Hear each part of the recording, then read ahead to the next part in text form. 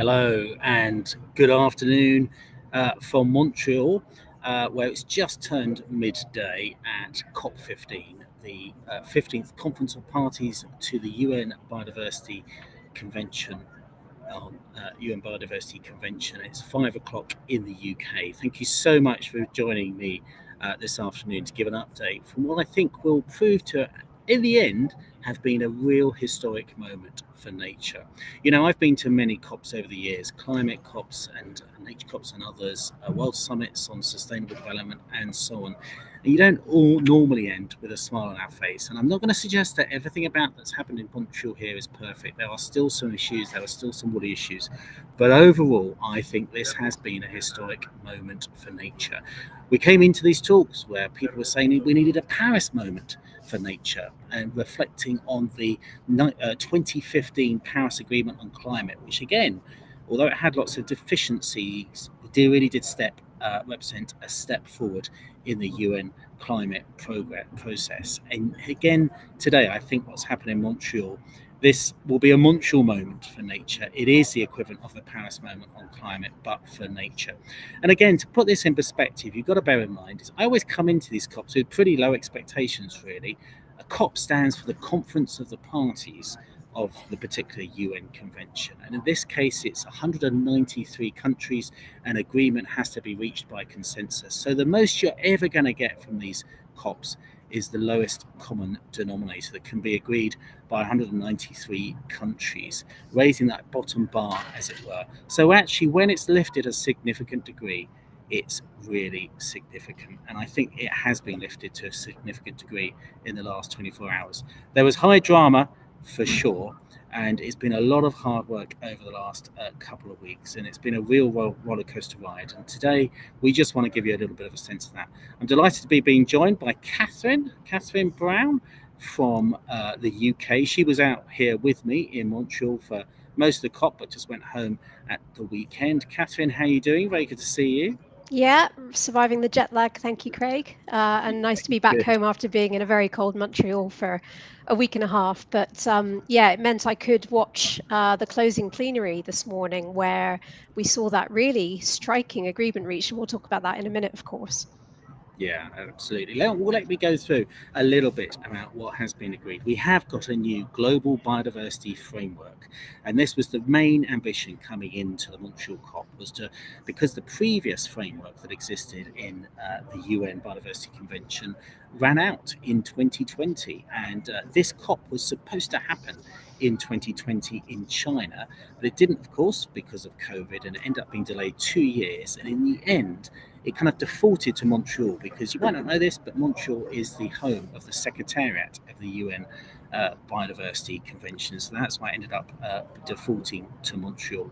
What we knew we needed to get was a new global biodiversity framework, because there was nothing in place beyond that.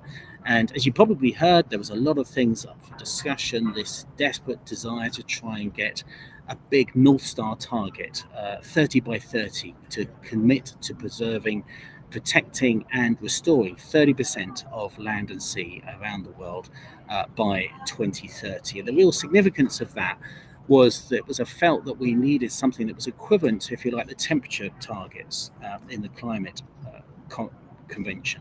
So the 2-degree target, and then more recently the 1.5 degree target on that.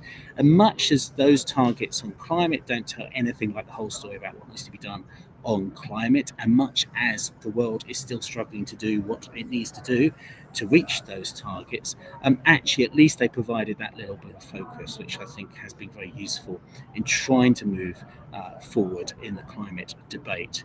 But we've not had that on nature before, and so it's felt that 30 by 30 would be a good target for doing that. And I'm delighted to say, after a lot of wrangling, a lot of discussion over the last couple of weeks, and it was controversial, but in the end, that has been adopted. It has been adopted that we are now, all the members of the UN Biodiversity Convention are seeking to deliver 30% of land and sea across a representation of ecosystems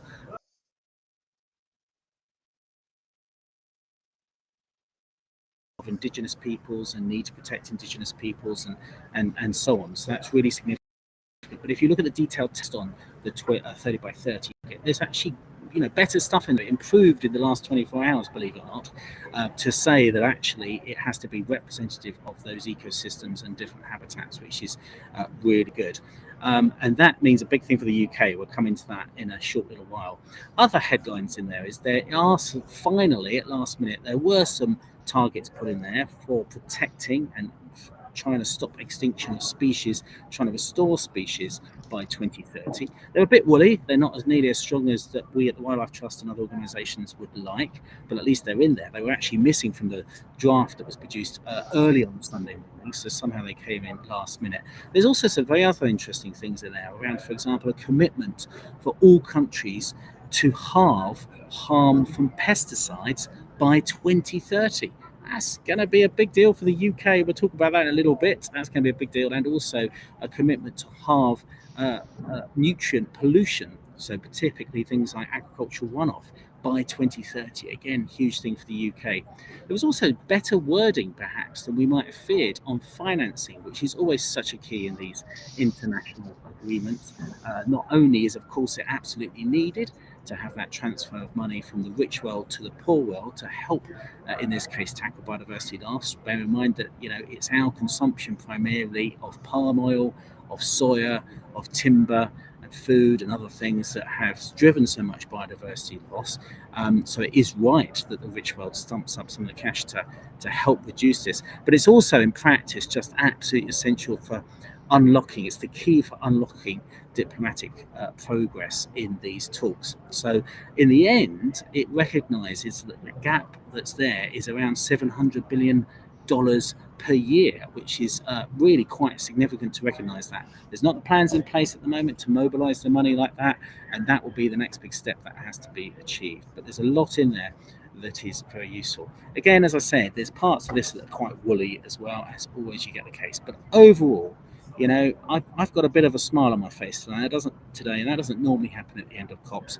This is a historic moment. It is the equivalent of a Paris deal, but for nature, the Montreal deal. And I have to say, this beautiful city, Montreal in Quebec, Canada, it couldn't happen in a better place because this is a city surrounded by beautiful nature.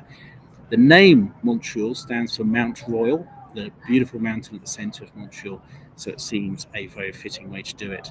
But I mean, Catherine was saying before, it all ended in high drama at the plenary that happened in the early hours this morning. And Catherine was watching from a time zone that was a bit more friendly, actually, than those of us who are here in Montreal. And so, Catherine, tell us what happened in the plenary.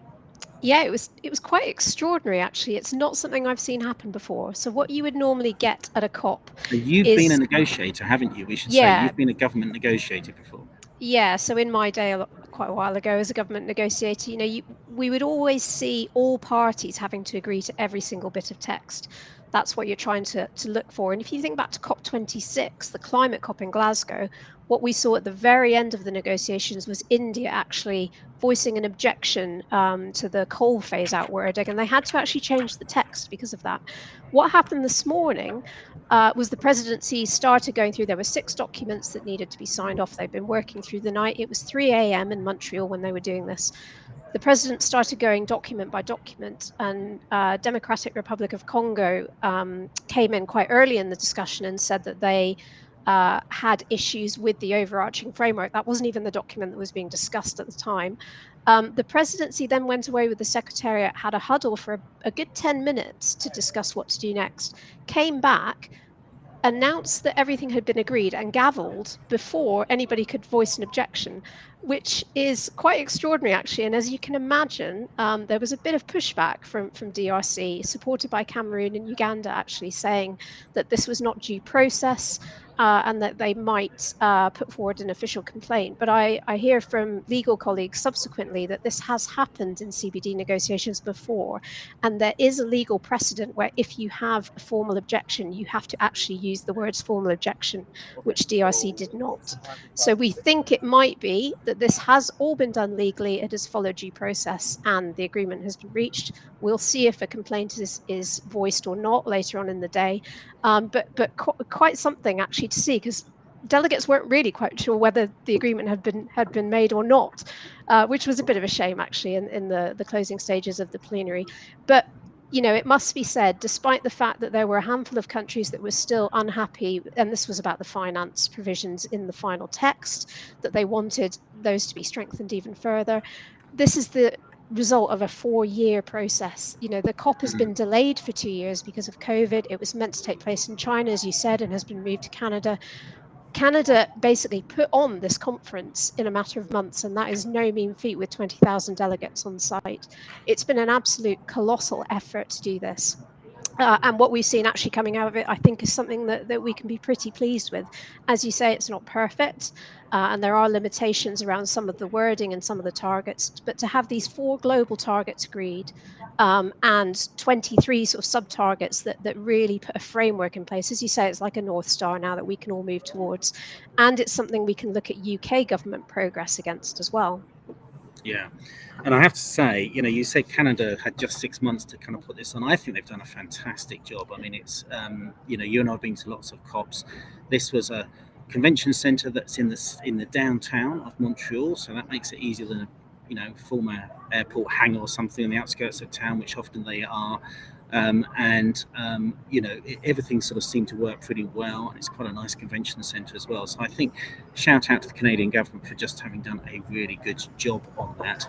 You were saying there, Catherine, it's just giving a hint of the sort of roller coaster that we've been on to get to here. I mean, it's been 4 years of preparations to get here. And then over the last 2 weeks of this COP, it's really been a bit of a roller coaster. You start the COP with the sort of draft text that comes into it, and it had hundreds, I think it was, of square brackets in it. And square brackets, of course, means text that's yet to be agreed between all the parties. And what we saw over the 2 weeks of the COP really is that a lot more of that text getting taken out, and the thing getting weaker and weaker and weaker. And then it was actually the COP presidents, which of course were China and Canada kind of hosting this together, then produced a new draft text early on Sunday morning, which I think surprised everyone that it was half decent.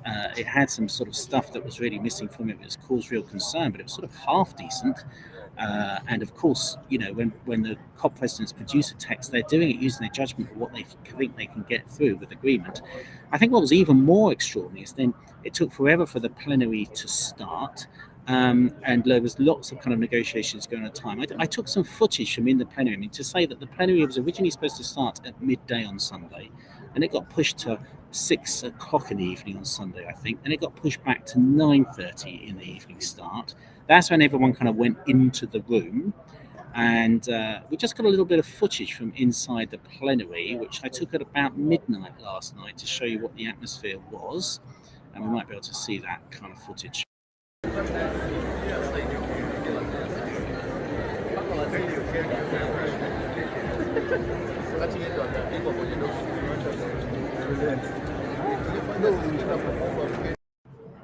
So you have these extraordinarily huge plenary rooms with all the governments there and all the NGOs there and so on. And everyone sat around like that from about 9:30 till 2:30 roughly in the morning, waiting for it to start, with little rumours coming through. And when you wait that long in a plenary, everyone knows that there's final negotiations going off somewhere else to try and get a few people over the line. And what surprised everyone is then a new text came out just before 2:30, which in some ways was a little bit better than the one before, which just does not happen in COPs, does it, Catherine? It really doesn't. And so in particular, they had improved a little bit the targets around species, for example, and 1 or 2 other key bits of wording. So it was all a bit of a roller coaster, and that then led into the controversy in plenary. But as Catherine was saying, there is precedent for this, and that it will still pass through and go through and be adopted in this form. And it's worth saying it was only really Democratic Republic of Congo, I think, was raising objections. So it's not like there was a huge number of countries doing this. So I think it does nonetheless show that the agreement is there. So just a little bit then, quickly, on what it means for the UK. Hugely important. And I think it means goodness. The UK has really got to step up its action on tackling the biodiversity crisis in line with this. First of all, that headline 30 by 30 pledge. Bear in mind, I mean, the UK has been enthusiastic about this from the outset, and that's very good. I mean, Boris Johnson first came out in support of it when he was Prime Minister in September 2030. in September 2020. One of the problems, though, at the time was Downing Street sort of indicated that they thought the UK was around 26%, so didn't have much farther to go to get to 30%. I think the only reason they were able to say that is they were including all the national parks and all the ANOBs, areas of outstanding natural beauty, as part of that. But I mean, those are important designations, but they're landscape designations. They're not principally nature designations. And there was very strong recommendations in the UK from what was known as the Glover Review about how to try and change the mandates for national parks and areas of outstanding natural beauty to enable them to deliver much better for nature. But those haven't been delivered yet. So actually, as across the NGOs in the UK, we estimate rather than 26%, we're closer to around 4% of our land that actually is in a good state currently for nature. So you get a sense there's an enormous lift to do over the next 8 years in the UK for us to get to anywhere close to that 30 by 30 pledge. We can do it. We're very clear at the Wildlife Trust it is possible both on land and at sea. But my goodness, we're really going to have to put the shoulder to the wheel to make that happen. And we think we're going to need new designations as well. Get even more out of our sites of special scientific interest designations, get those sites into good condition, designate more, make sure there's a mandate for nature for national parks and ANOBs, but also a new designation like Wild Belt to enable us to take land that's currently in a bad state for nature and put it into recovery. I mentioned also before those headline targets around cutting harm from pesticide use by 2030. That's going to be a really big deal for what we have to deliver in the UK. And the Wildlife Trust, we will definitely be holding the UK government to account to make sure they deliver on that. And you may wonder why it talked about reduction in pesticide risk rather than quantity of pesticides. This is good, actually, because you could talk about reducing the quantity of pesticides, but the fact is pesticides have become a lot more toxic over recent years. So under one measure, you could reduce the quantity of pesticides being used in agriculture, but actually could it even still cause more harm to nature.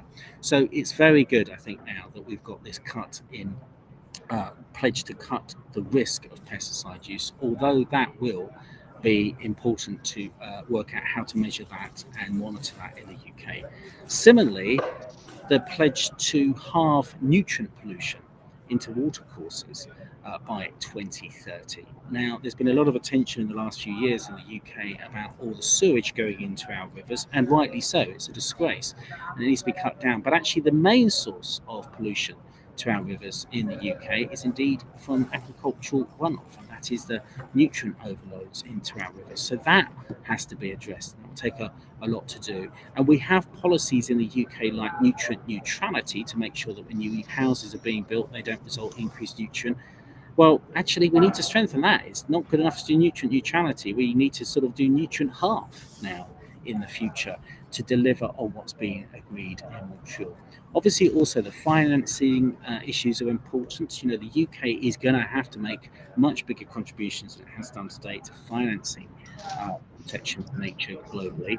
And one other thought, in the implementation documents around this, it also calls on all countries to update their biodiversity strategies in line with what's been agreed in Montreal. Well, it's a long time really since the UK has updated its biodiversity strategy, so we'll need to think about that. And it does mean that the UK government is going to have to update its biodiversity targets for England that it announced on Friday last week, and which are nowhere near good enough to really deliver on what's been agreed in Montreal. So, Catherine, quite a lot to think about there. Yeah, absolutely. And obviously, one of the things we'll be doing over the next few months is to take a very close look at that text and compare it to what we've got here in the UK. And also, as well as this requirement for countries to have to update their biodiversity plans in light of the new framework, there is also a call for what they call non-state actors, and that's people like us, the NGOs, and business as well, to make declarations following COP to see how they can support and help implement the goals and the aims of the framework. So obviously we'll be taking a close look at that and hopefully putting something out in the new year. And another thing to say about this COP was just how much activity there was from business. And I think it's not something we've seen particularly at a CBD COP before, a biodiversity COP. Loads of side events, loads of announcements on private finance initiatives. And two of those targets in the overarching framework are about business reporting.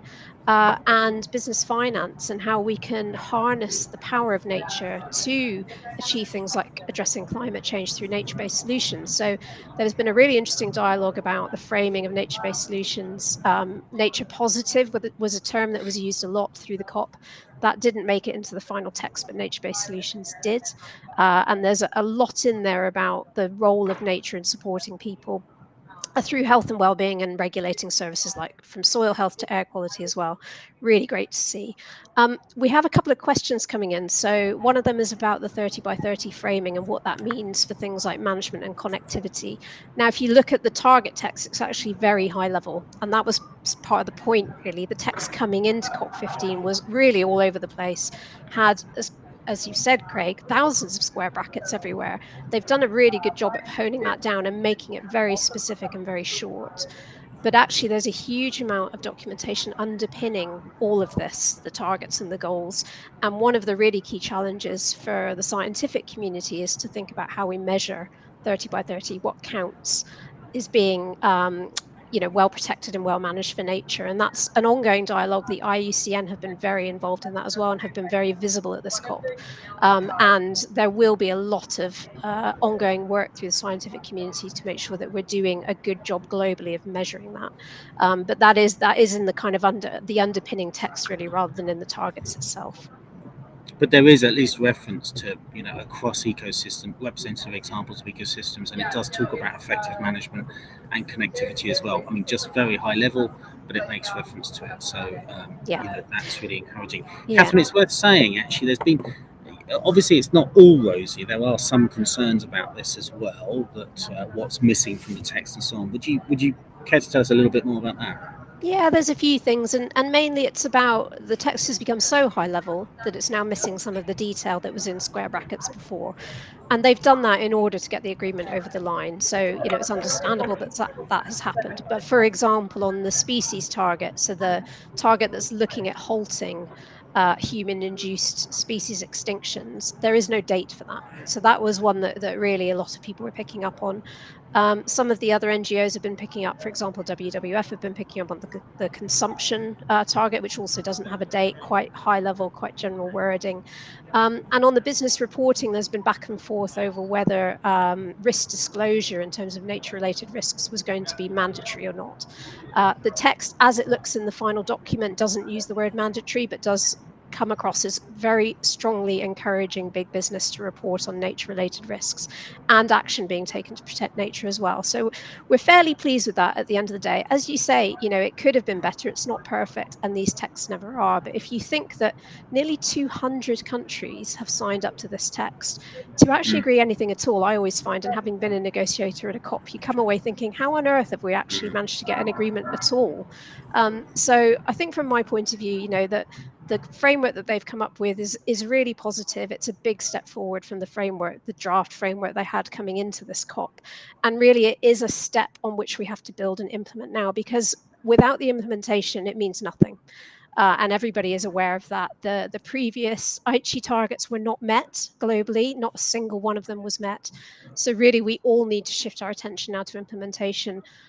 Making sure that we think government is putting the ambition it needs and doing all of our bit as well, because just for an example, the Wildlife Trust, we're the 7th largest landholder in the UK. We can do a huge amount, and we are doing a huge amount to restore nature across the UK. And there's more partnership working we can be doing with business, with local communities, and actually with other similar organisations around the world as well. And that was a really important benefit of being at COP, was to have those conversations with other NGOs, with other organisations that are like us around the world. Absolutely. So you mentioned there the negotiators, Catherine, you were one yourself, but I wanted to give a shout out to the negotiators generally, because I think these are incredibly tough events and negotiators have to work really hard to get any agreement, let alone one that is actually something that has things in it that we can feel good about.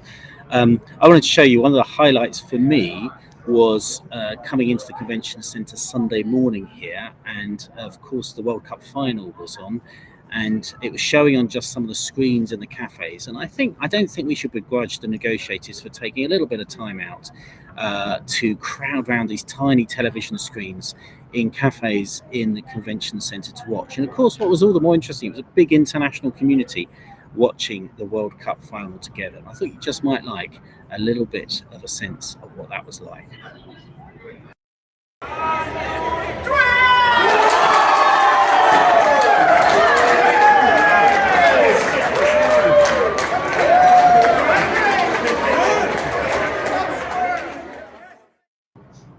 So a lot of good fun. But as soon as that was over, the new text was out and everyone had to get cracking down and working hard again. And, you know, at the Wildlife Trust, we will always hold the UK government to account and make sure that they deliver on their promises. So I want to take this opportunity now to also give a shout out to the UK negotiating team here in Montreal, because it's clear that they did a really good job in working well to try and get a good agreement. And I think all the information we have is that the UK government in Montreal was doing a lot to try and get the right kind of outcome here, which is good, which makes it all the more important that now we focus on that implementation and really have kind of a fresh conversation about what's needed to deliver this new global biodiversity framework in the UK, because we are one of the most nature depleted countries in the world, and what's on the table at the moment won't be enough to deliver this, so we really need to ramp up efforts. So it's been a really interesting kind of busy couple of weeks, one where I think we can go into Christmas, for those of us that celebrate Christmas, pleased that at least we've made some progress, albeit in the lowest common denominator that is there globally. And it just means that we can start to take the biodiversity crisis a bit more seriously than we have to date, and actually try and focus on a vision where perhaps humanity and nature can live in harmony. It's a very long way off. There's a lot more to do, but perhaps after this Montreal COP, this Montreal moment, we can actually start that conversation about how the 21st century can be the century in which we reverse the decline of nature, not just slow the decline. So it's a big thank you from me in Montreal today for joining us today. Huge thank you from me also to Catherine for all the help over the last couple of weeks, and the team at the Wildlife Trusts that have been really helping out on this. We really hope you've enjoyed all the updates we've been giving you across social media from Montreal, and we just thought we'd finish with some of the highlights. Thank you. Goodbye.